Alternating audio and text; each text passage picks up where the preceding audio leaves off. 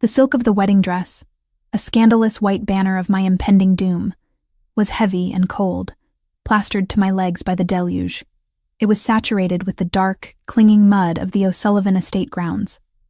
Every muscle in my body burned, not from the physical strain of running, but from the raw, desperate fear that was a knot tightening in my chest cavity. I wasn't running from a broken heart. I was running from a lifetime of being owned. At 26, I was Gabriella Foster, a structural architect whose practical education had done nothing to prepare me for the grim reality of being a bargaining chip.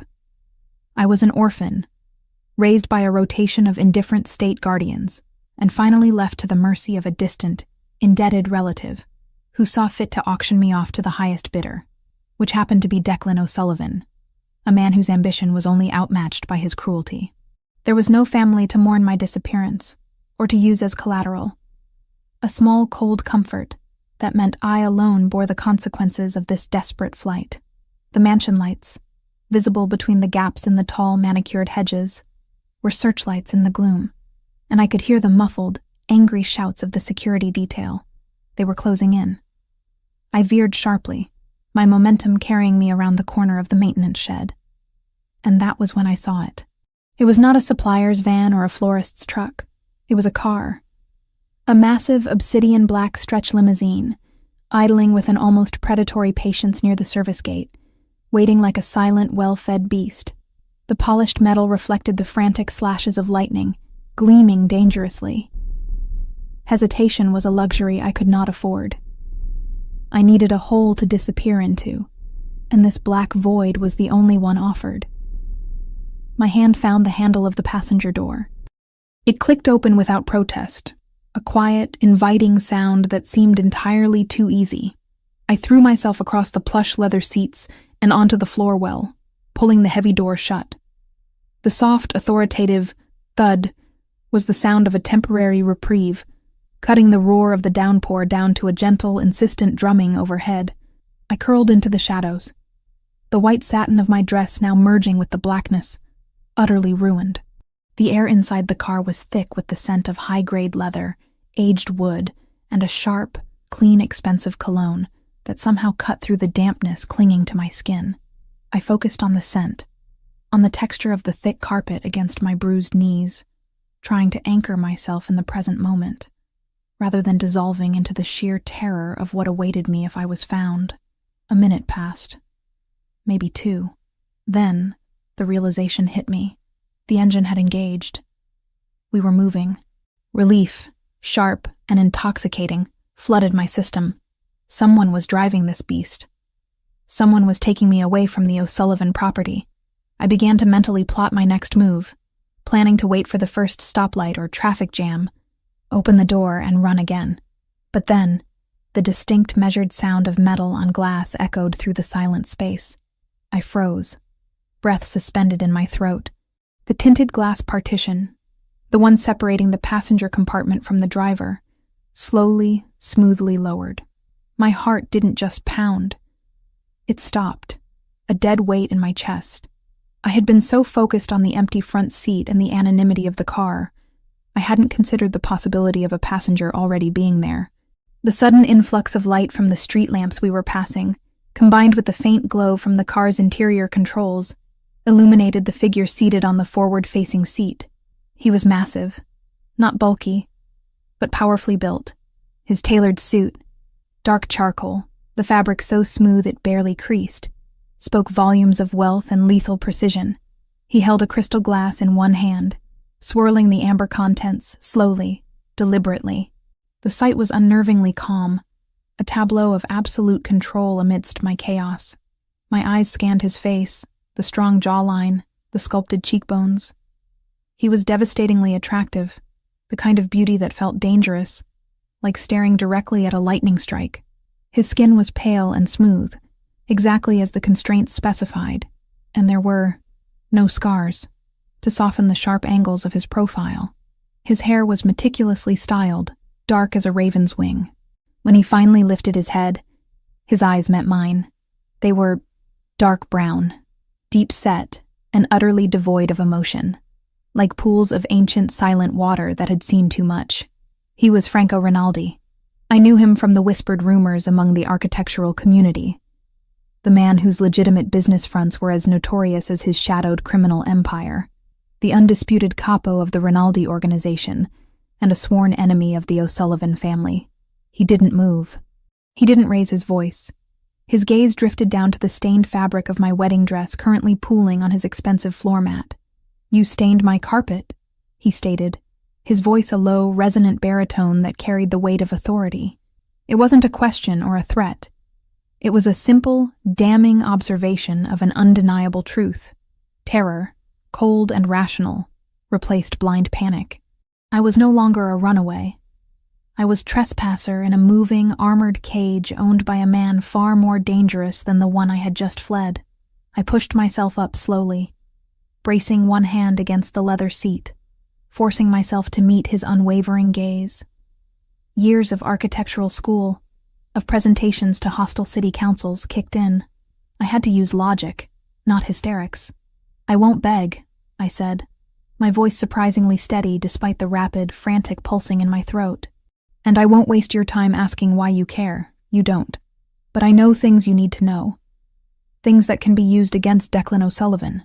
He raised one perfectly sculpted eyebrow, a minimal expression that conveyed maximum skepticism. "Everyone knows things about O'Sullivan, Miss Foster. What makes yours worth the inconvenience of cleaning my carpet?" I took a breath, recalling the months I had spent studying Declan's movements, memorizing floor plans, and listening to guarded conversations while pretending to plan centerpieces. "Your people have been trying to locate the location of the O'Sullivan family's secondary vault for months.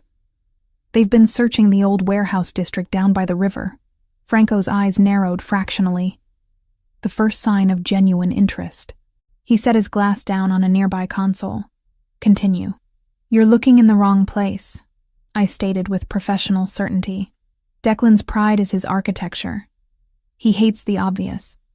The vault is not in a warehouse. It's hidden behind the facade of his primary corporate building, the one he claims is only leased.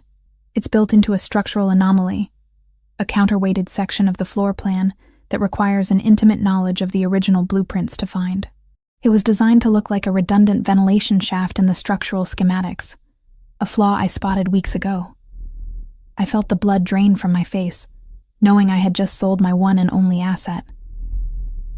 "I know exactly where it is," I finished.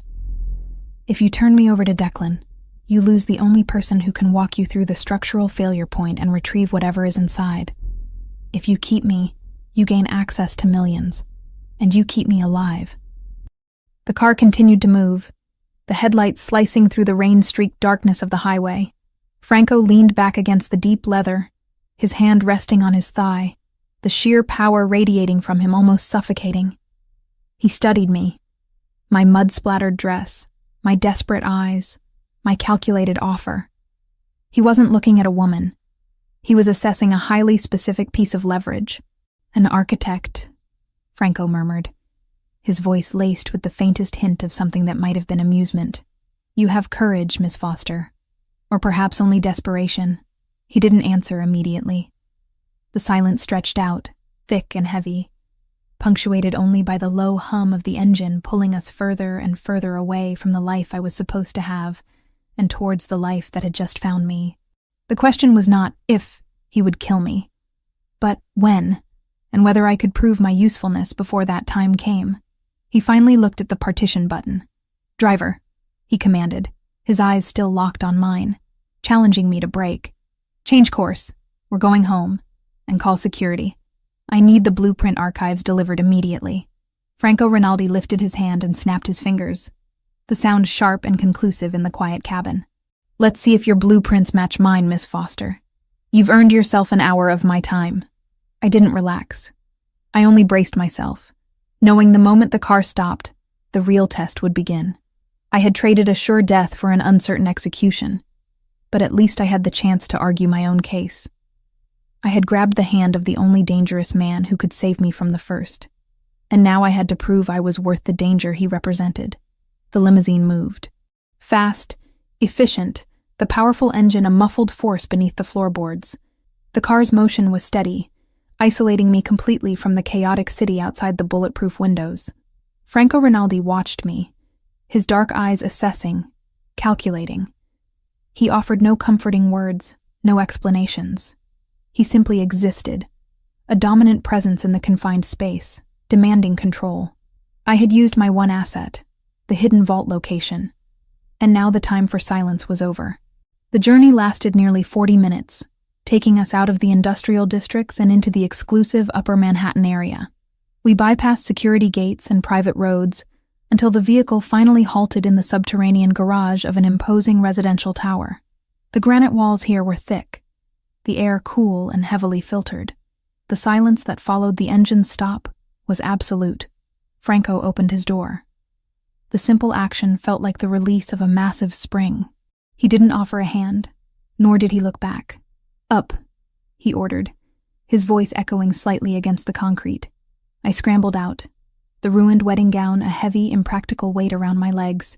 A phalanx of men in tailored suits, not bodyguards, but soldiers, materialized from the shadows of the garage.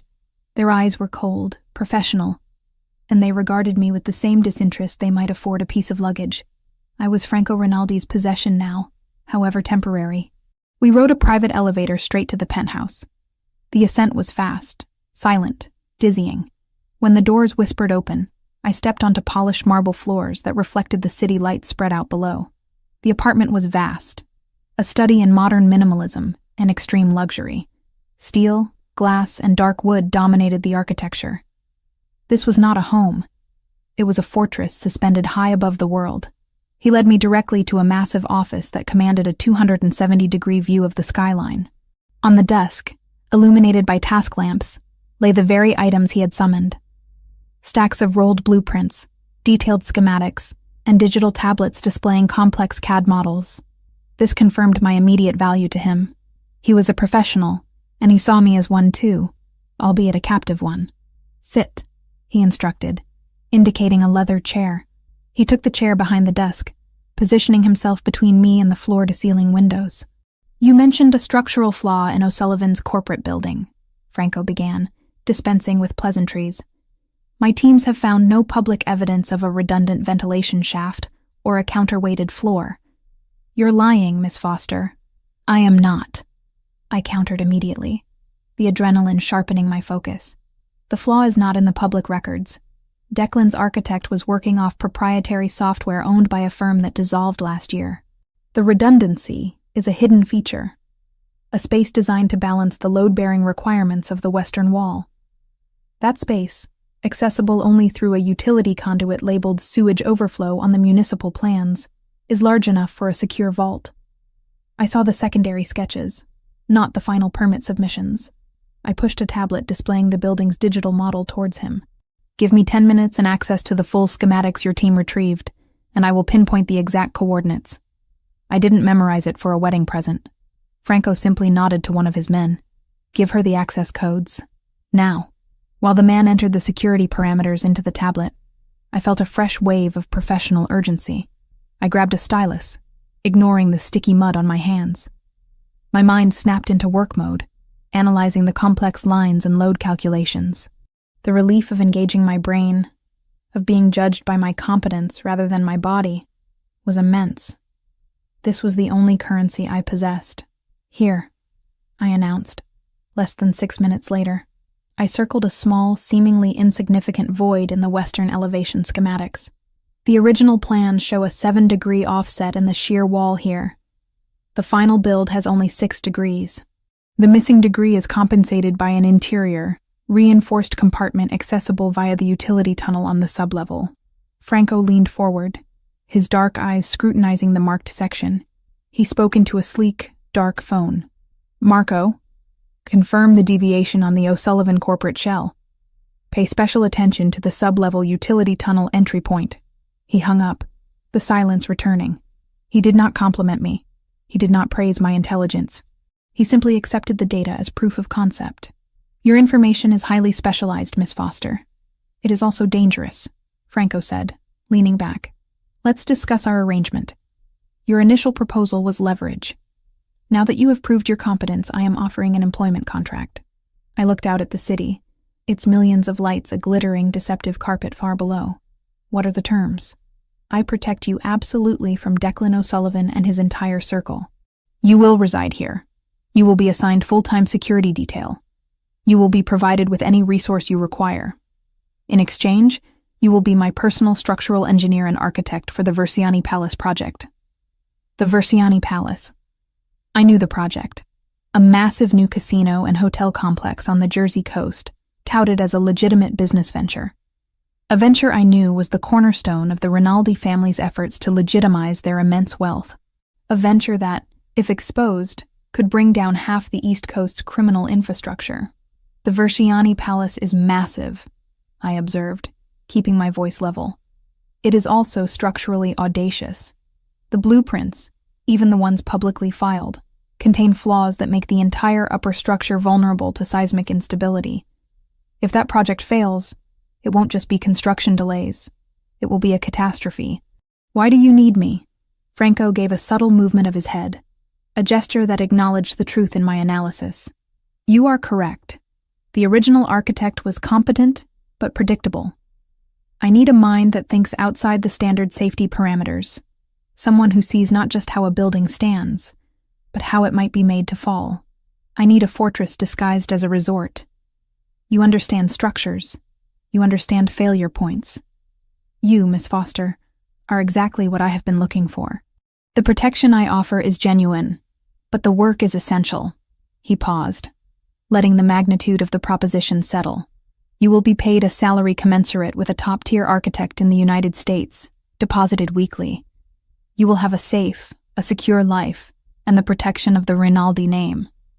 In return, you work for me, and only for me. You do not leave this property without permission. This is my offer.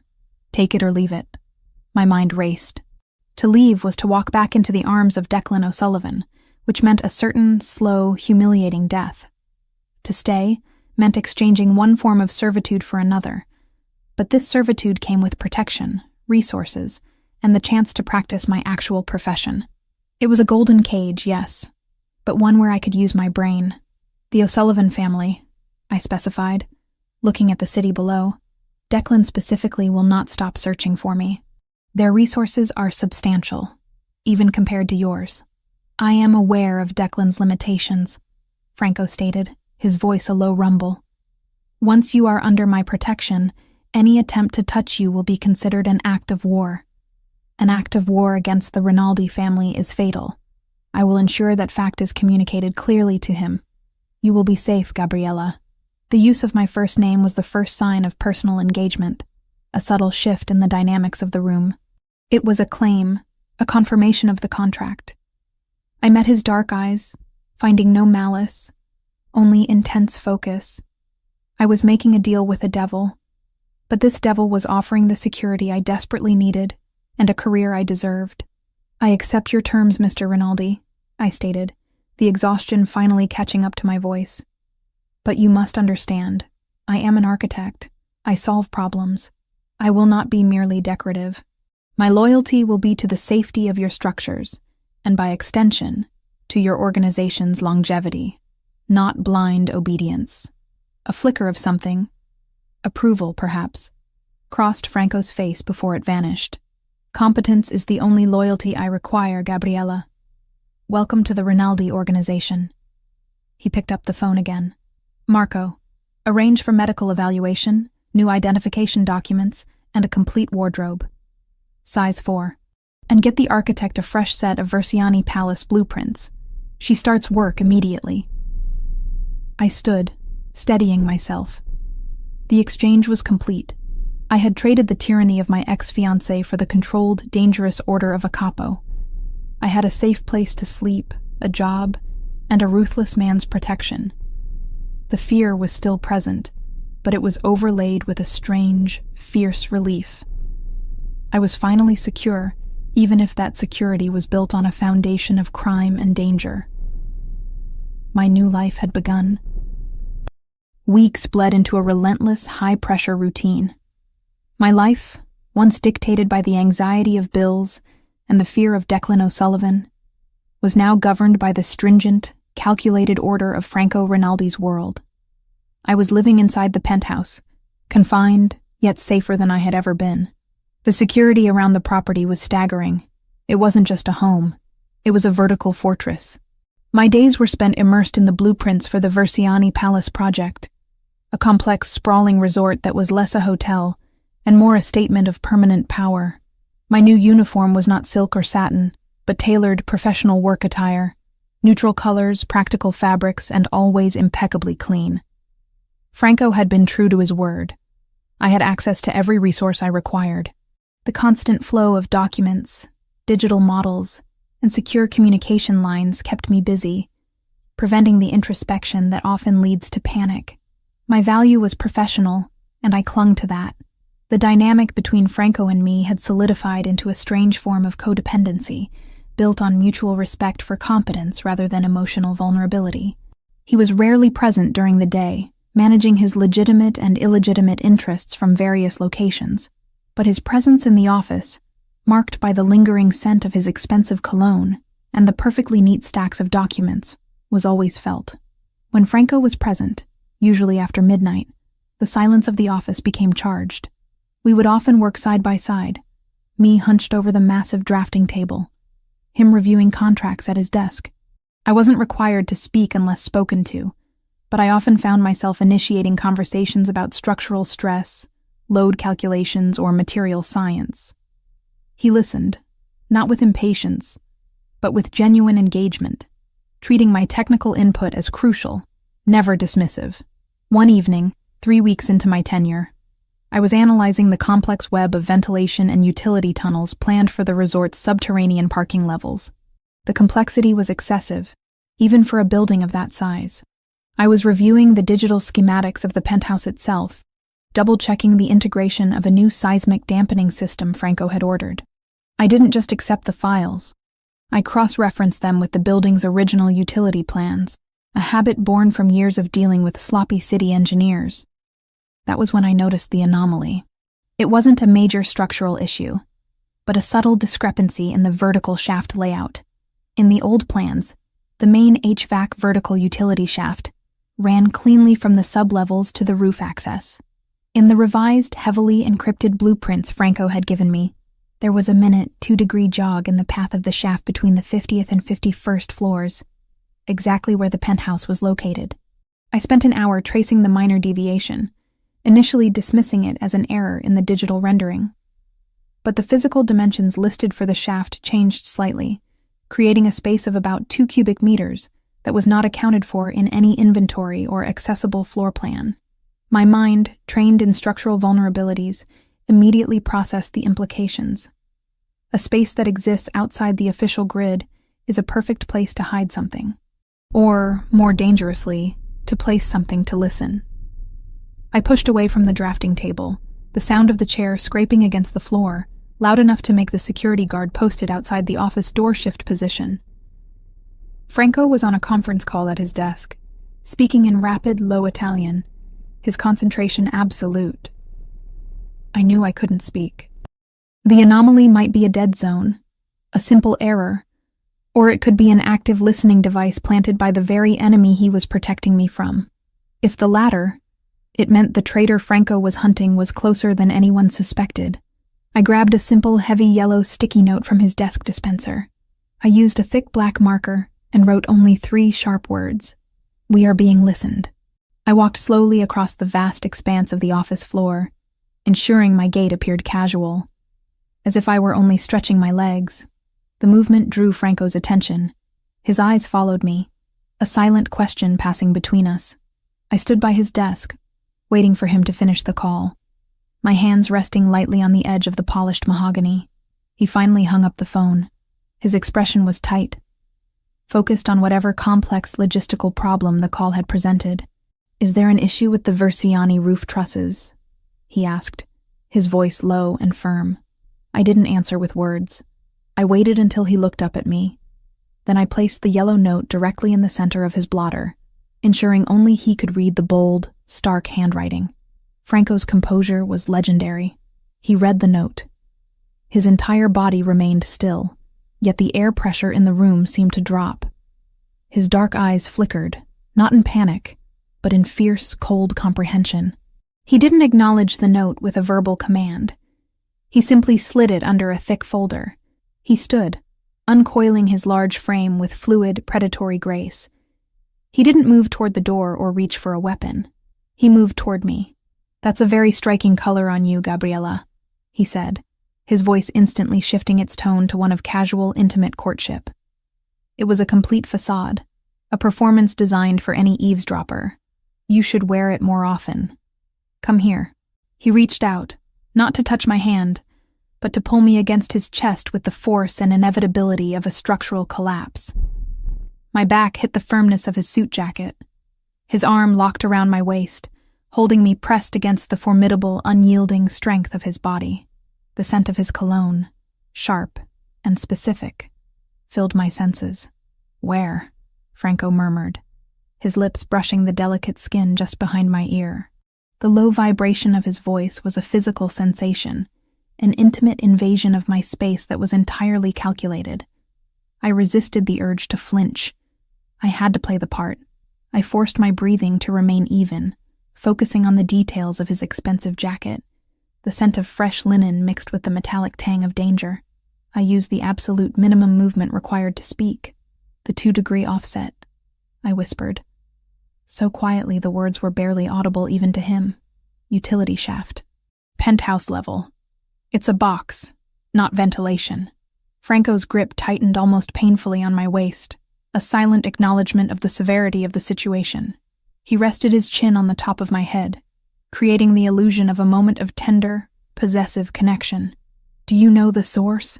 he whispered back, his breath warm against my hair. "Too small for external planting." "It's an internal access point," I replied, my voice a barely there exhale. "Someone brought it in and installed it from the inside." The truth was a sudden, freezing chill. The traitor was already inside his operation, and they had been listening to everything. My initial deal, my professional evaluations, and every detail of our quiet moments working side by side. Franco pulled me tighter, the movement emphasizing the romantic, possessive nature of the gesture for anyone listening. But for me, it was a physical shield, a sign that he was taking my warning seriously. He held me there for a long minute, a minute that felt like a lifetime suspended between danger and false intimacy. Finally, he released me, stepping back slowly, his hand lingering on the curve of my shoulder before dropping away. The transition was seamless, the practiced art of a man who lived a life of constant performance. "You look tired, cara mia," he said, his voice louder now, returning to a tone of mild command. "Go get some rest. I want you fresh for the meeting tomorrow morning. Your analysis will be critical." The endearment, "my dear" in Italian, landed more like a claim than comfort. He dismissed me with a look of possessive affection that felt alien but necessary. I understood the unspoken command. The conversation was over. The game was on. I walked to my designated suite, the knowledge of the surveillance a heavy, chilling cloak around my shoulders. Franco Rinaldi, the ruthless capo, was now dependent on me, the runaway architect, to expose the weakness in his own walls. I was not afraid of him, but I was terrified of what he would do to the person who had betrayed him, and what that subsequent chaos would mean for my fragile security. Before closing the heavy oak door, I glanced back down the hallway. I saw 2 men, Marco and another security operative, silently entering the office. They moved with the silent, deadly focus of executioners. Franco was already standing by the utility shaft area I had indicated, his profile sharp against the window lights, holding the yellow note in one hand. The silence was unnerving. I sat on the edge of the large, soft bed, the first place I had ever felt truly safe, and realized that safety was an illusion. It was a temporary calculation, and it could be retracted at any moment. But I had played my hand. I had used my intellect to buy my life, and now I had to use it to secure my future. I closed my eyes. The image of Franco's cold, calculating focus burned behind my eyelids. The threat was real, but so was the protection I was now intrinsically tied to. The discovery of the surveillance device in Franco's penthouse utility shaft had escalated the tension, transforming our quiet working arrangement into an active tactical alliance. After the incident, the the penthouse felt colder, the silence more scrutinizing. Franco's security detail had swept the entire floor, and the results, whispered in low Italian and exchanged through encrypted tablets, confirmed my analysis. The listening device was advanced, placed internally, and had been active for weeks. My competence had not just earned me protection, it had made me indispensable. A week after the discovery, Franco decided it was time to move the operation. Not out of the city, but into the eye of the storm, the Versiani Palace construction site, on the Jersey coast. This move served two purposes. It removed us from the compromised penthouse, and it allowed me to perform a crucial first-hand assessment of the structural issues I had spotted on the blueprints, issues that indicated a deeper sabotage than just misplaced trusses. We traveled in a convoy of armored SUVs. I sat in the lead vehicle with Franco, enveloped by his powerful, silent presence. I wore practical dark pants and a thick, high-visibility construction jacket. My hands were already tracing diagrams in a secure notebook, running stability calculations in my mind. The site itself was massive, a testament to ambition and vast, almost obscene wealth.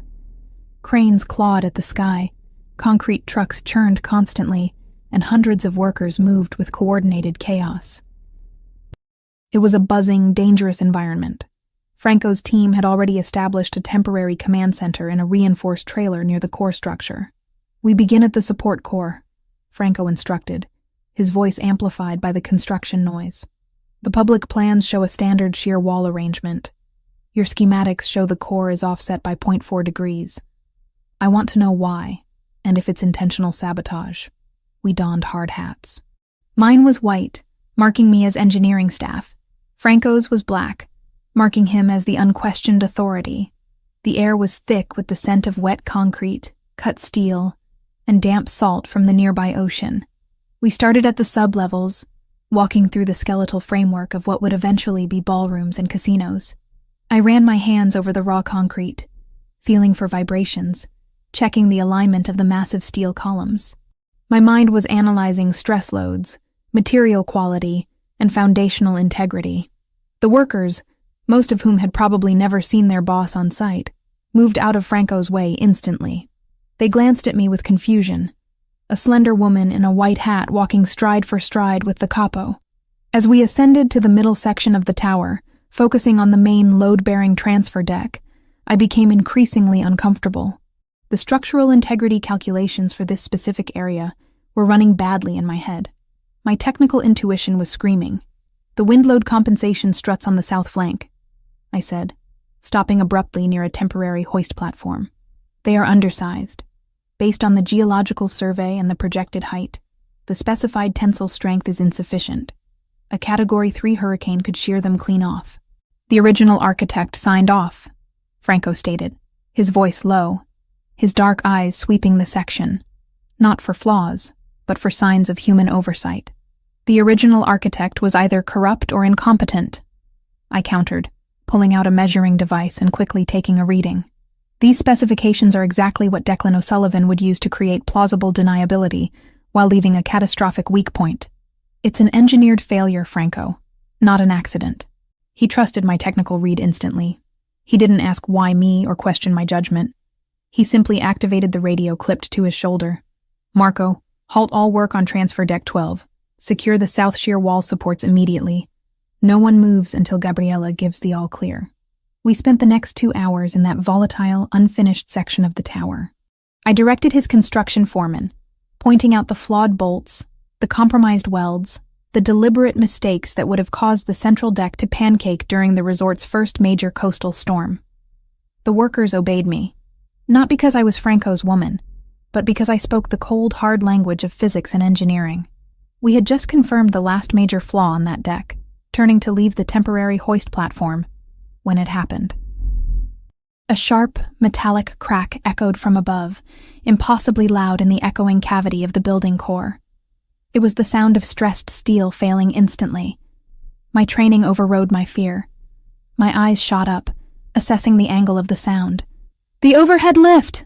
I shouted, the noise barely covering the immediate terror in my voice. A massive, unsecured section of steel I-beam, intended for the facade, had snapped from its high-altitude tether. It was plummeting toward the very spot where we were standing on the hoist platform.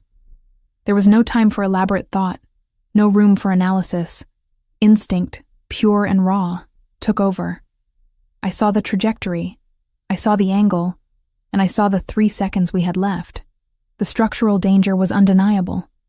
I shoved Franco with every ounce of strength I possessed, hurling him sideways off the hoist platform and against the concrete wall. The movement was explosive and driven by adrenaline. His massive, powerful body hit the rough concrete with a dull thud. Before he could react or even utter a sound, the enormous steel beam sliced down, impacting the hoist platform with a screaming metallic crunch that reverberated through the entire tower.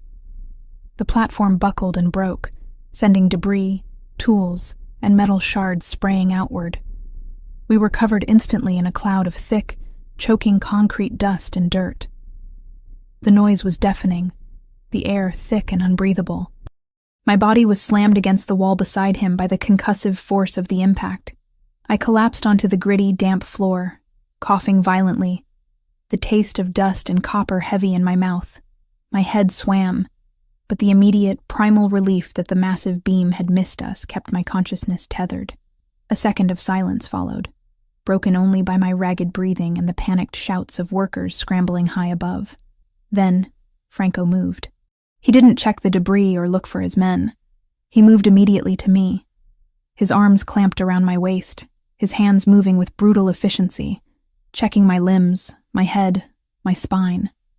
He was covered in dust, his expensive suit now ruined with concrete powder and dirt, but his focus was absolute. "Gabriella, talk to me. Are you injured?" he commanded, his voice raw, close to my ear. His usual composure was shattered, replaced by an urgent, dangerous fury. I struggled to suck air into my lungs. "I'm fine.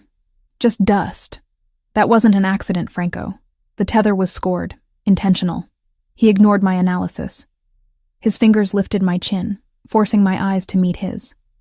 His dark brown eyes, usually pools of icy control, were blazing with a powerful, terrifying intensity I had never witnessed before.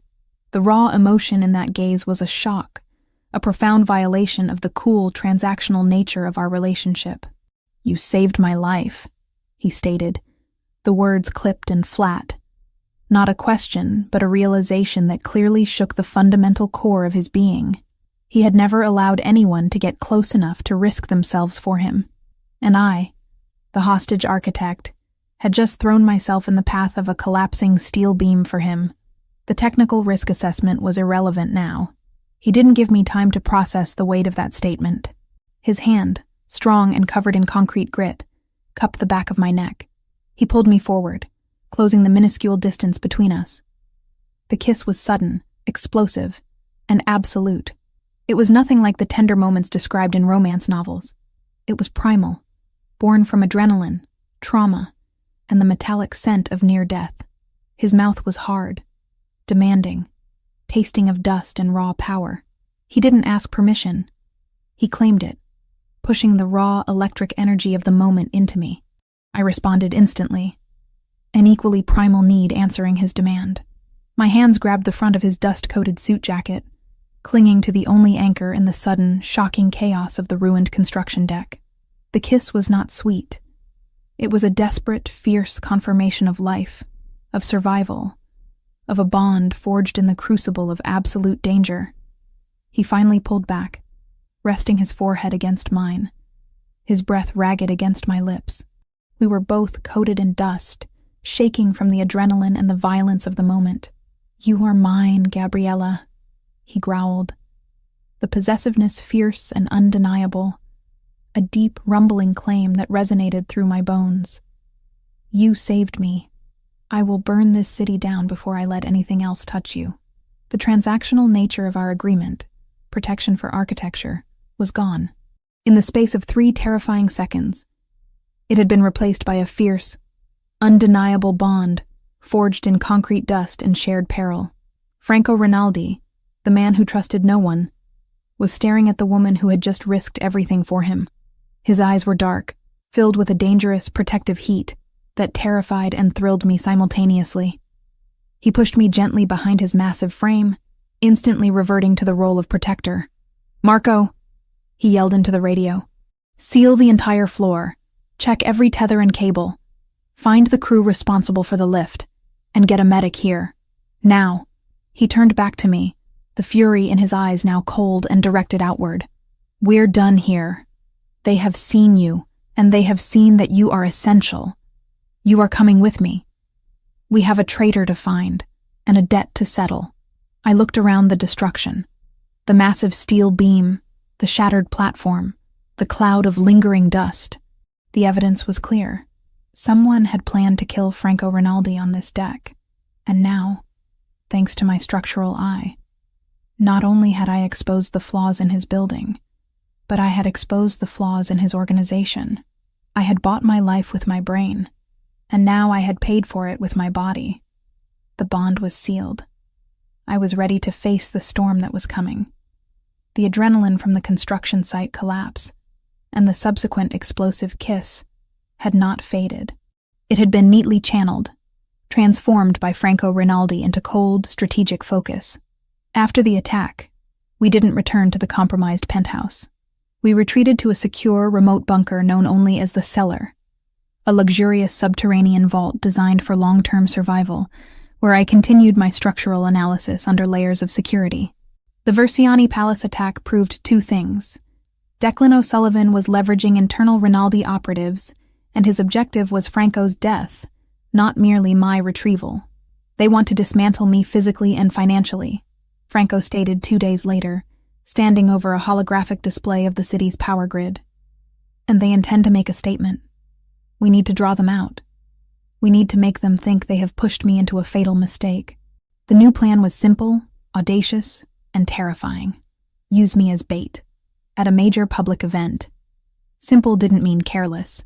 By the time Franco finished outlining the operation, Marco had teams assigned to every exit, overwatch on surrounding rooftops, and enough plainclothes security embedded in the crowd to ensure I was the most protected piece on the board even while I played bait.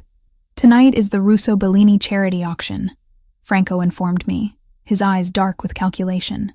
"The entire spectrum of power will be there. Legitimate commerce, politicians, and every single rival organization, including the O'Sullivan delegation. You will be my partner. My chosen, willing, and very public Contessa." The word meant countess, but in his mouth it sounded less like a title and more like a role he was asking me to inhabit. The preparation was meticulous.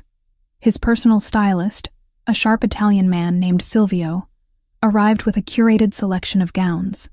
I explicitly avoided the navy blues, choosing instead a gown of deep emerald green. The color was electric, sharp, and felt dangerous, complementing the fierce intensity that had begun to define my existence under Franco's roof. The dress was a sheath of silk and lace, cut high on the thigh, emphasizing strength rather than fragility. It was a disguise of power. Franco surveyed me before we left the cellar. He was in an impeccable black tuxedo, his physique radiating controlled aggression. His dark eyes swept over the gown, the professional updo, the lack of ostentatious jewelry. "Good choice," he approved, his voice low. "It suits your eyes. You will hold my arm. You will not flinch. You will look at me with the absolute devotion of a woman who knows her future is secured by the man beside her. You are not a prisoner, Gabriella. You are my most valuable asset, publicly displayed. You are untouchable." He moved closer, lifting my chin with a large, warm hand. "We are walking into a den of wolves. They want to see fear. Show them steel.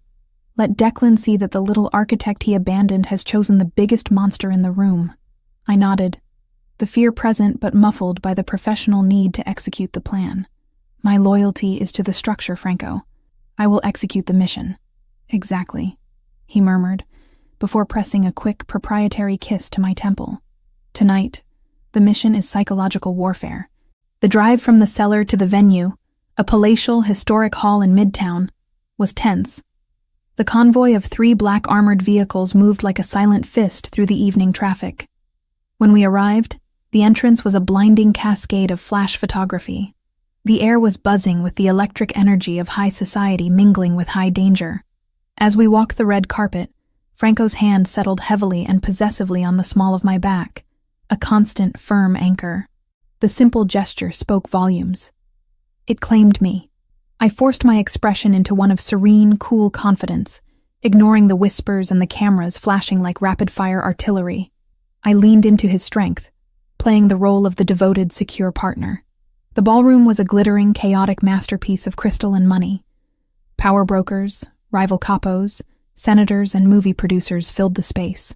Franco introduced me sparingly, always with the same non-negotiable tone. "This is Gabriella Foster, my partner." Not mistress, not employee, but partner. My job was to observe. I scanned the room for two things: any Rinaldi associates who seemed overly anxious or distant, the internal traitor, and, most importantly, the delegation from the O'Sullivan family. We hadn't been circulating for more than 20 minutes, just long enough to cement my presence, when the atmosphere shifted. The crowd seemed to part slightly near the main entrance, creating a momentary dramatic gap in the flow. Declan O'Sullivan stood there. He hadn't changed. Same tailored suit, same smirk that always promised cruelty, same self-satisfied arrogance. But tonight, his eyes, usually cold, were burning with a frustrated rage that was barely contained. The sight of me, alive, in a dress that screamed money and influence, attached to the arm of his rival, was clearly an intolerable personal insult. He started walking toward us, his pace measured, a false calm masking the explosive fury underneath. Franco's grip on my back tightened to a warning squeeze, urging me to remain anchored. "Franco," Declan greeted, his voice dripping with faux congeniality, stopping just a yard away. He completely ignored Franco's presence for a moment, focusing his gaze solely on me, attempting to penetrate the facade. "Look at you, Gabriella. You clean up well. I suppose Rinaldi is paying your debt now, is he? It's touching that he would buy a runaway bride and parade her like a new trophy." His words were meant to humiliate me, to strip away my composure and expose the terrified girl hiding in the limo. The old Gabriella would have flinched, stammered, or cried, but the girl who had saved Franco from a steel beam on a dusty construction site was gone. I met his gaze, my eyes level and cold. My mind filtered his attack, realizing it was an attempt to destabilize Franco by casting doubt on my loyalty. I spoke before Franco could intervene. My voice was low, steady, carrying the weight of the emerald green dress and the absolute protection I now commanded. "Declan," I said, using his first name with dismissive familiarity. "It's quite simple, really. I was offered a merger with a partner who values structural integrity and professional competence. You offered me a contract built on instability and debt. I chose the better deal." I paused, letting my gaze drift pointedly toward Franco, then back to Declan. "I am not a trophy. I am a partner. And frankly, Declan, your taste in architecture was always as weak as your ambition." The insult, delivered with the cold precision of a professional critique, was far more damaging than any emotional outburst. It implied I had chosen Franco, not out of desperation, but out of rational assessment of their respective empires. A muscle ticked in Declan's jaw. His composure cracked, the rage finally bubbling to the surface. "You are running from something you cannot escape, little girl. You will be back. One way or another, you will kneel." That was the line. The direct threat. Franco moved. He didn't raise his voice or his hand. He simply stepped closer, pressing his formidable body against mine, his size eclipsing Declan completely. He rested his chin on the top of my head, an intimate gesture that simultaneously blocked Declan's view and claimed possession. "She already kneels for me, Declan," Franco murmured, his voice a low, lethal whisper that was meant only for O'Sullivan's ears. "And she did it willingly, on the night she exposed your incompetence. The moment she set foot in my car, she became an extension of my life, my wealth, and my protection. If you ever address her directly again, if your people so much as look at her sideways, I will consider it a declaration of war, a direct attack on the Rinaldi Foundation. And you know, better than anyone, what I do to the foundations of my rivals." The threat was delivered with such chilling certainty that Declan's fury curdled into something far more dangerous. Fear. He saw the genuine, protective heat in Franco's eyes. He saw the unwavering confidence in mine. He had lost. Declan forced a weak smile, a mask of professionalism sliding back into place, though his hand was visibly trembling at his side. "Enjoy the evening, Franco. Don't worry about my incompetence. I'm sure your structural expert will keep everything sound." He nodded curtly and retreated, dissolving back into the crowd, his mission to destabilize us having spectacularly failed. Franco remained pressed against me for a few more seconds, ensuring the crowd understood the exchange was conclusive. "Well done." He breathed against my hair, the tension leaving his muscles slowly. "Perfect execution. Now, we leave. They know the bait has worked." The exit was immediate. We did not wait for the car to be brought to the front. We were ushered through a side service exit, surrounded by Marco and 4 additional silent bodyguards. The urgency was palpable. Declan would not tolerate the public humiliation. Retaliation would be swift. We were barely 20 seconds into the journey, moving through the cramped, rain-slicked side streets of Midtown, when the first sign of danger appeared. A dark SUV, headlights off, swerved violently out of an alleyway, aiming directly at the side of our armored lead vehicle. "Incoming!" the driver shouted over the secure radio line. The sound of metal crunching against the armored side panel was deafening, the impact throwing me violently against Franco, who had already shielded me with his body. The car didn't stop. It accelerated, the powerful engine roaring as our driver, a highly trained operative, used the contact to spin the attacking SUV into a streetlight, disabling it instantly. "2 more vehicles in pursuit," Franco commanded, his voice sharp and steady, even as the car rattled violently. He pulled me down onto the floor, covering my head with his massive hand.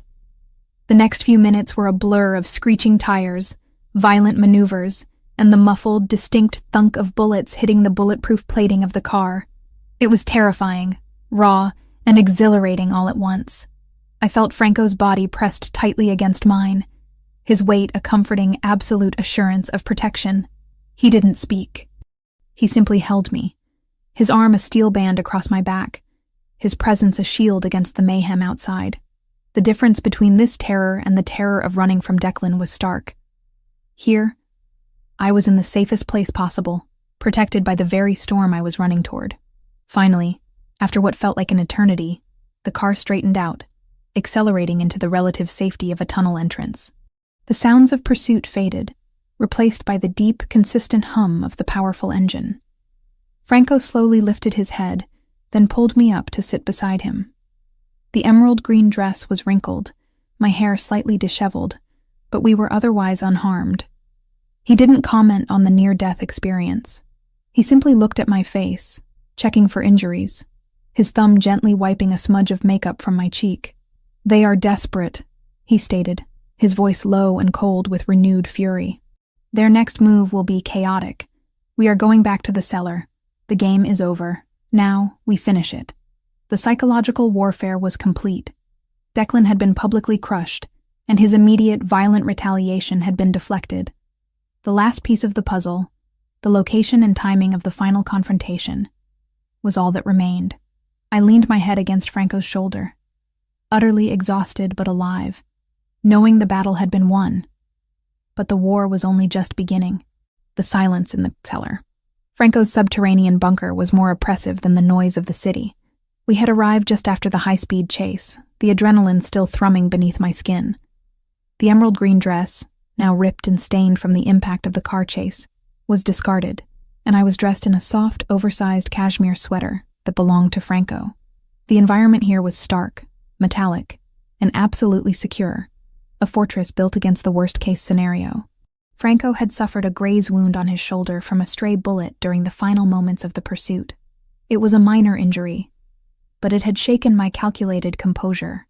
I was the one applying antiseptic and bandaging the wound, my hands steady with the professional focus of a structural engineer, not a nurse.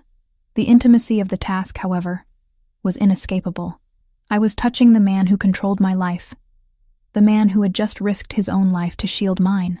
"You should have let Marco handle this," Franco said, his voice low, his face a mask of weary control as I secured the final wrap of gauze.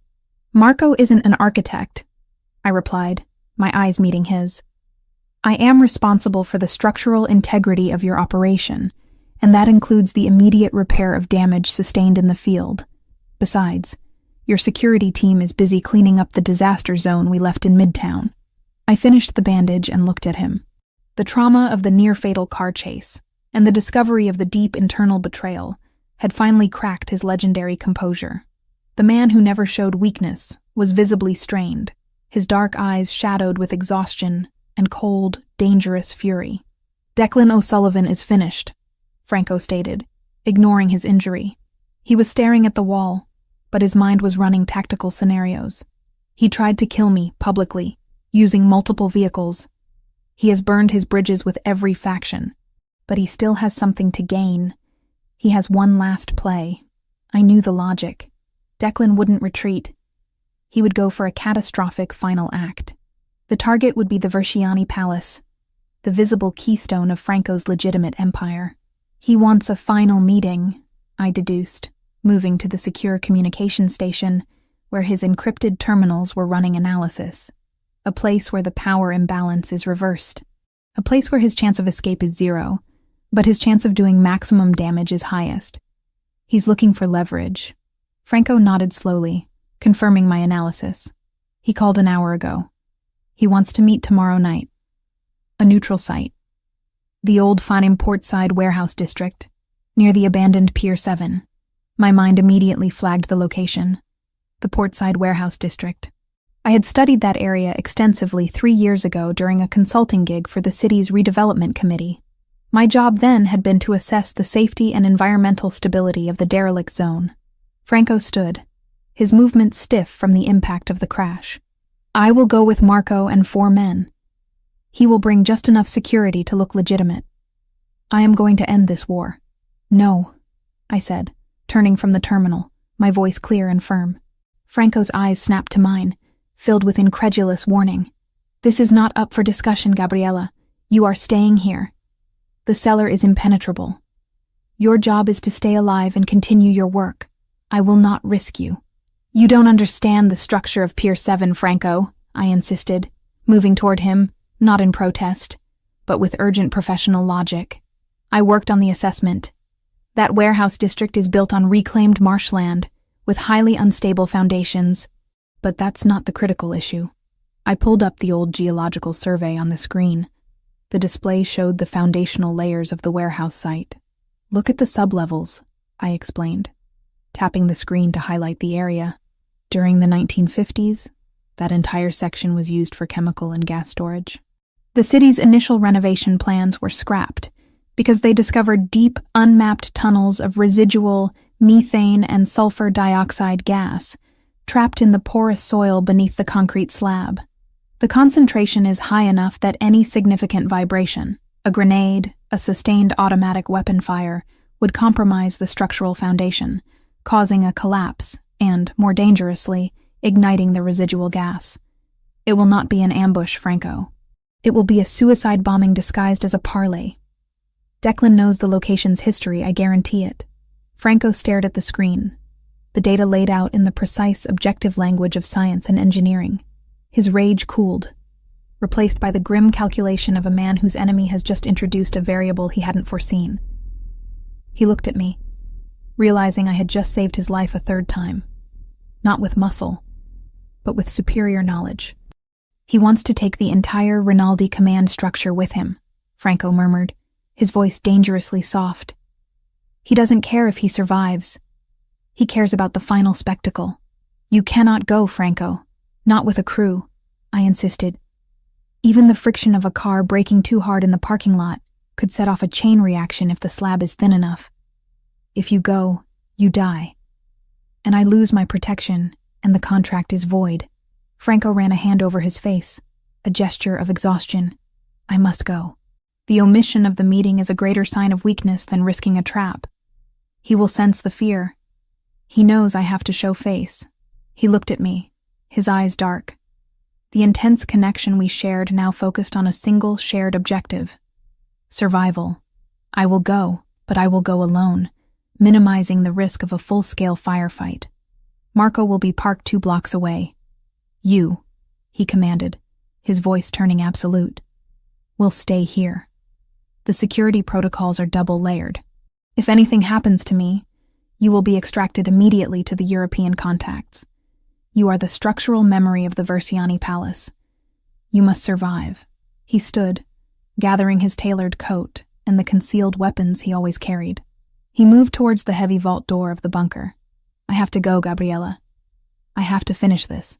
He was leaving me, trading his life for the stability of his empire, trusting the security of the cellar to keep me safe. I knew arguing was pointless. His decision was rooted in the honor and pride of his capo role. I watched him go, the massive steel door sliding shut with a heavy final sound. The moment the lock engaged, I moved to the command terminal.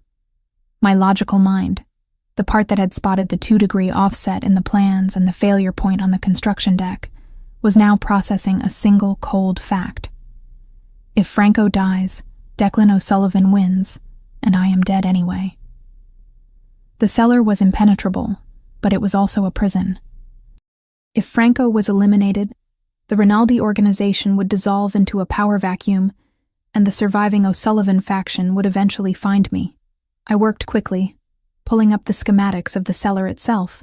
My work on the Versiani Palace had given me a deep understanding of Franco's security systems. I found the flaw. It wasn't a structural flaw, but a subtle override, a maintenance-only access point that could be bypassed with the right sequence of codes and a specialized tool Franco kept in a locked drawer. I was an architect. I knew how things were built, and therefore, how they could be unbuilt. I found the tool, a small diamond-tipped glass cutter, and typed the override sequence into the security pad. The internal security system blinked from red to a temporary green. I had exactly 3 minutes before the main alarm engaged. I grabbed my jacket and a secure flash drive containing all the structural flaw reports I had prepared for the Versiani Palace. This was my leverage. This was my life insurance. I sprinted down the long metallic corridor towards the garage level. The risk was monumental. I was leaving the most secure place in the world to run toward a potential explosion and an active war zone. But I was not going to watch the man who had given me safety walk into a gas trap he couldn't see. I located a small, unassuming sedan. Not an armored vehicle, but a fast, simple car. I used a code from the maintenance logs to start the ignition. I wouldn't be able to catch Franco's armored convoy, but I didn't need to. I only needed to get to Pier 7 before the meeting began. I had to get there to warn him, not with words, but with a calculated structural act of pure desperation. As I sped out of the subterranean garage, my mind was racing. My survival was now completely dependent on my ability to outsmart a war game using nothing but my professional knowledge. I was running into the fire, but this time, it was a fire I understood. The small sedan I drove out of the cellar was fast, but it wasn't armored. It felt vulnerable, small, and terrifyingly exposed on the highways that led toward the old Portside warehouse district. My hands gripped the wheel, not with fear, but with a desperate, professional urgency. I was not a woman in love rushing to save her man. I was an architect rushing to prevent a catastrophic structural and chemical failure that would take out half of Franco's operation and compromise the entire waterfront. The drive was a blur of calculated risks. I pushed the small car to its limit, weaving through the late-night traffic. My mind focused entirely on the geological map of Pier 7. The gas tunnels were shallow, the water table high, and the concrete slab of the abandoned warehouse, the supposed neutral ground for the meeting, was, according to my old survey data, dangerously thin. Any significant impact would crack it, allowing the accumulated methane to rush to the surface, where a single gunshot or a running engine could initiate an explosion. I knew Franco would be there first. His paranoia and punctuality ensured that. He would walk into the building, alone, trusting only in his own combat skills, completely unaware that the ground beneath his feet was a ticking chemical bomb. I finally reached the edge of the Portside district. The area was exactly as I remembered. Dark, decaying, filled with empty shipping containers, and the smell of brackish water and rust. I abandoned the sedan 3 blocks away, tucking it behind a stack of crates, and proceeded on foot. The darkness was absolute, broken only by the intermittent yellow security lamps on the pier, which cast long, deceptive shadows. The warehouse at Pier 7 was a massive, desolate structure. Its windows were broken, its corrugated iron roof rusted. I could see Franco's black armored SUV parked 2 blocks away, exactly where he had ordered Marco to wait. I knew Franco had already entered the building, alone. I moved along the shadow of a large cargo container, running toward the rear of the warehouse. I needed a vantage point, a way to signal him without drawing the attention of Declan O'Sullivan's men, who were undoubtedly positioned nearby. As I rounded the corner, I spotted them. 4 men in dark tactical gear, positioned behind a crumbling concrete wall 50 yards from the main entrance. And then, I saw the 5th man, Declan O'Sullivan himself, standing near the main entrance, smoking a cigarette, waiting for his grand finale. He looked calm, savoring the moment of absolute control he thought he held. There was no time to use words. I couldn't shout, or I would be shot instantly, alerting Declan and potentially initiating the shootout that would detonate the gas. I had to create a distraction, a calculated, violent disruption that forced Franco out without giving Declan a chance to react. My eyes scanned the immediate area, searching for structural weakness or an available tool. 100 feet away, near the water's edge, I spotted a heavy forklift, old, covered in rust, but operational, its keys dangling in the ignition, left by some negligent night watchman. The plan formed instantly, a cold, desperate structural equation. I ran for the forklift. I climbed onto the seat, my heart hammering a frantic rhythm against my ribs, but my hands were steady. I turned the key. The diesel engine coughed once, then roared to life, a sound that was deafening in the silence of the docks, immediately drawing the attention of Declan's men. I rammed the forklift into drive, accelerating toward the warehouse wall. I didn't head for the main entrance, which was too thick. I headed for a large, weathered section of the rear corrugated iron wall, an area I knew from the old city plans was structurally weakest, near a large, empty fuel tank. Declan's men were shouting now, pulling their weapons, unsure where the attack was coming from. I aimed the heavy steel tines of the forklift straight at the weak point of the wall. My structural analysis told me I needed a precise impact. Enough force to breach the wall and create maximum noise and dust, but not so much as to shake the entire foundation and prematurely ignite the gas below. I hit the wall. The impact was violent, jarring my entire body. The metal screamed, bending and tearing with a force that was deafening. The headlights of the forklift pierced the interior darkness, flooding the empty, cavernous space where Franco and Declan were meant to be meeting. I threw the machine into reverse, pulling the tines free, leaving a massive, jagged hole in the side of the building. I then jumped off the running forklift, leaving the engine running, its headlights shining through the hole like an artificial sun. The noise and sudden breach achieved 2 things. It threw Declan's men into disarray, forcing them to fire blindly at the new intrusion, and it delivered an unmistakable message to Franco. I didn't enter the building. I ducked low, scrambling behind a stack of waterlogged barrels, pulling the diamond-tipped glass cutter from my pocket and clutching it like a weapon. Shouts and gunfire erupted inside the warehouse. The structure of the trap was broken. A minute later, a figure burst through the jagged hole I had created. It was Franco. His suit was ripped at the shoulder, his face grim. But he was alive. His eyes scanned the exterior with the terrifying focus of a predator. He spotted me immediately, hiding behind the barrels. "Gabriella! What in God's name are you doing?" he bellowed, his voice filled with a mixture of shock and sheer, unadulterated fury. "Gas!" I screamed back, pointing wildly toward the foundations. "Methane! The floor is compromised. Any more shooting? It explodes! Get out!" He understood instantly. He hadn't just faced a physical enemy inside. He was standing on a bomb. He didn't ask how I knew. He trusted the structural warning without hesitation.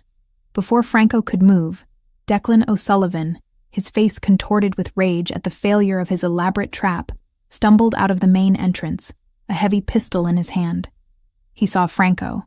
He saw the smoking forklift, and he saw me. "The bitch!" Declan snarled, aiming his weapon at me. "I told you she was the weakness, Rinaldi. Now watch her die." Franco moved with impossible speed. He tackled Declan, slamming him against the corner of the warehouse structure. The pistol clattered onto the concrete floor. The hand-to-hand fight that ensued was brutal, silent, and entirely focused. Franco was not fighting to subdue. He was fighting to execute. I was paralyzed for a second, watching the men fight. Declan's men, finally recovering from the shock of the forklift, began sprinting toward the fight, their weapons raised. I had to act, not as Franco's partner, but as a structural defense. I spotted a stack of unstable, rusting I-beams leaning against the external wall. I screamed, not to warn Franco, but to distract the arriving bodyguards. "The beams! The south support is cracked! It's going to collapse!" The bodyguards froze, their ingrained instinct against structural failure overriding their combat training. That hesitation was all Franco needed. He delivered a final concussive blow to Declan's temple. Declan sagged, unconscious. Franco grabbed Declan's collar, dragging his limp body away from the immediate area. "We're leaving!" he roared, pulling me from behind the barrels. "Now!" We ran toward the sedan I had parked, but as we reached the corner of the crate stack, a desperate final sound broke the night. One of Declan's remaining men, seeing his boss defeated, fired a final, wild, frustrated shot from the darkness. The bullet missed Franco, but it hit the ground. Not the main concrete slab, but a thin, peripheral area right near the abandoned fuel tank. The resulting spark was tiny, insignificant, yet final. A terrifying whoosh sound preceded the deep, rumbling concussion. The ground beneath the warehouse structure, destabilized by the gas tunnels, began to give way. A column of fire and sulfurous smoke erupted from the cracked slab near the center of the building. "Run!" Franco yelled, throwing Declan's body down behind the crate stack. He grabbed my hand, dragging me toward the car. We jumped into the sedan. Franco didn't bother with the keys. He hot-wired the ignition with 2 swift, practiced movements. As the engine roared to life, the entire portside warehouse, Pier 7, exploded behind us in a massive, shattering firestorm of gas and crumbling concrete. The blast wave hit the small car, rocking it violently, shattering the windshield. Franco didn't stop. He accelerated into the night, leaving the inferno and the ruins of Declan O'Sullivan's final play behind us. I looked back, seeing the flames lick against the night sky, a terrifying, irreversible image of a war finally concluded. I slumped back in the seat, covered in sweat, dirt, and glass shards. The only thing I knew was that I was alive, and Franco was alive, saved by a structural diagram and a reckless, desperate act of engineering. The line between architect and gangster had completely dissolved. The sedan, battered and smoking, finally coasted to a stop near the main Rinaldi warehouse district, far from the inferno of Pier 7. Franco's security convoy, alerted by Marco to the ambush and subsequent explosion, descended upon us instantly. The transition from the chaos of the chase to the controlled order of the organization was jarring. I was pulled from the car, checked by a medic, and quickly ushered into the secure offices. Franco was immediately immersed in damage control. The destruction of Pier 7 had eliminated Declan O'Sullivan, but it was a calculated mess, a public spectacle that required immediate, strategic response to manage the legal fallout and the inevitable vacuum of power.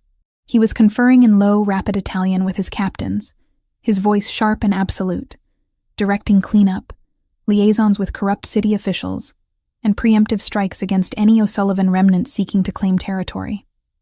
I was left in a quiet, luxurious, and highly secure secondary office. My heart was still pounding, but the immediate adrenaline had subsided, replaced by a deep, weary exhaustion. My work was technically done. The structural integrity of Franco's life had been saved, and the source of his operational weakness eliminated. When Franco finally entered the room, the sun was beginning to rise, casting long, pale shadows across the expensive carpet. He was no longer covered in dust and sweat. He had changed into a fresh, crisp black suit, looking every bit the capo who had just survived a war. But his eyes, usually cold and calculating, held a depth of intensity that was new, focused entirely on me. He dismissed the security guards with a silent wave.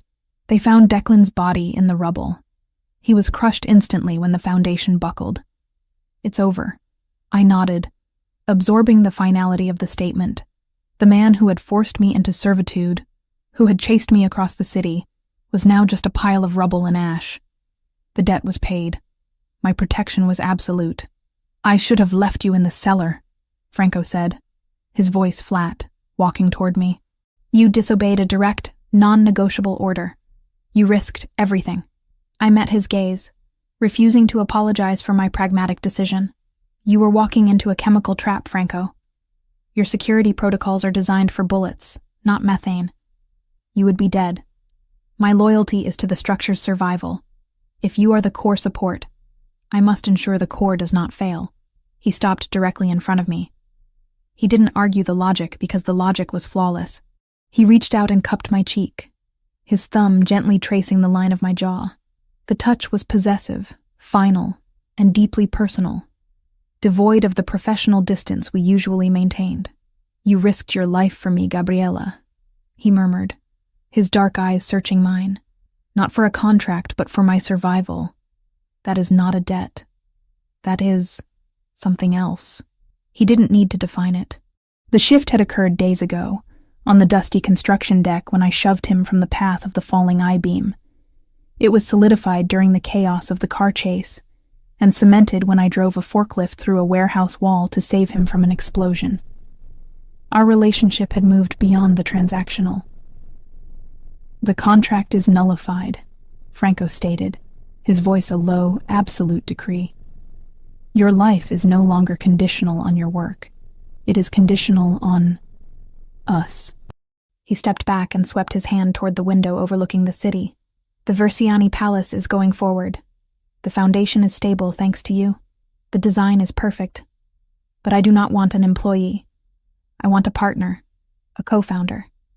Someone who sees the weak points and the hidden strengths of my entire life, my empire and my heart."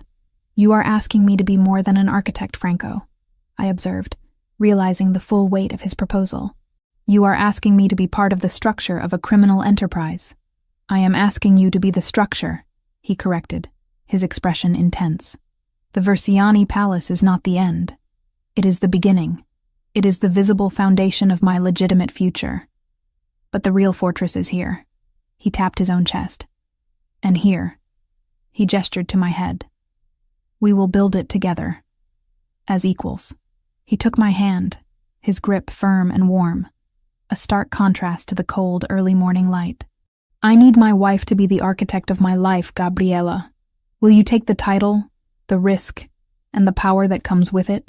I looked at his face, at the man who was both my protector and the most dangerous man I had ever known. He didn't offer a perfect life, but he offered an absolute one, built on mutual respect and shared competence. He didn't offer to remove the danger, but he offered to face it with me, side by side. "I accept the partnership, Franco," I confirmed, my voice steady. "But I will design the security features, and I choose the furniture." A rare, small smile touched the corner of his lips. "It's yours, cara mia, every inch of it." The days that followed did not belong to architects or mobsters. They belonged to auditors. Franco pulled every access log and camera feed tied to the south transfer deck and the service lift, and I sat beside him for hours at the long glass table in his office, cross-referencing badge entries, timestamps, and maintenance orders until the pattern finally surfaced. It wasn't cinematic. There was no tearful confession shouted across a warehouse floor. The betrayal existed first in rows of data. A subcontractor foreman who had no legitimate reason to be on Deck 12 the night before the failure, and the Rinaldi lieutenant who had quietly approved his access without routing the request through security. Franco didn't raise his voice when he called them in. He didn't have to. By dawn, their badges were dead, and their names stripped from the rota. What happened after they were escorted out of the building shifted into a realm of consequence that lived well beyond my job description and squarely within his. New crews rotated in under Marco's direct oversight. Every tether, every temporary rig and anchor point on the south side was torn out and rebuilt under procedures I wrote, and he signed. From that point forward, the structure didn't rely on trust. It relied on steel, math, and the unpleasant reminder to everyone on the site that betrayal carried a weight no one wanted to test twice. 6 months later, the Versiani Palace stood, a glittering, imposing monument to power and impeccable design on the Jersey coast. I stood beside Franco on the sprawling penthouse terrace, overlooking the illuminated cityscape and the sparkling ocean. The opening gala was a deafening success, teeming with the elite of the financial world and the underworld. My position was clear. I wasn't just the wife. A bronze plaque near the main entrance proudly bore the inscription, Architectural Design and Structural Integrity, Gabriella Foster Rinaldi. Franco, standing close behind me, rested his hands on my shoulders. I wore a tailored black silk gown, my color, my choice. And the diamond ring he had given me was not a symbol of purchase, but of partnership. They talk about the speed of construction, Franco murmured, his breath warm against my ear. They call it a masterpiece. It's a fortress disguised as a resort, I reminded him, my eyes scanning the skyline, constantly assessing the world for hidden threats. Structurally, it is perfect. But the most important structure we built, Franco, is the one right here. I reached up, placing my hand over his, confirming the connection. We had faced fire, steel, and chemical explosions. We had traded a runaway bride for an equal partner, and a lonely capo for a man who trusted one person implicitly. Our life was dangerous, but it was honest, built on the solid foundation of necessity and a shared, fierce desire for permanence. We turned away from the shimmering lights of the new city we had helped forge, walking back into the controlled silence of our home, ready to face the world together, as the true architects of our own destiny, the end.